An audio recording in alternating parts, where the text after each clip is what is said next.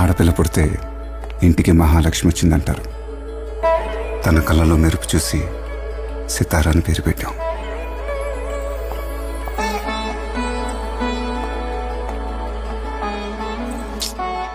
ఏదో మిస్సింగ్. ఇది ట్రై చేయి.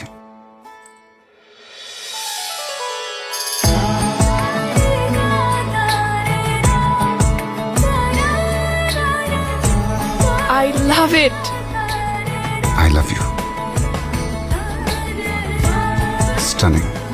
నేనా నా జ్యువెలరీయా? నేను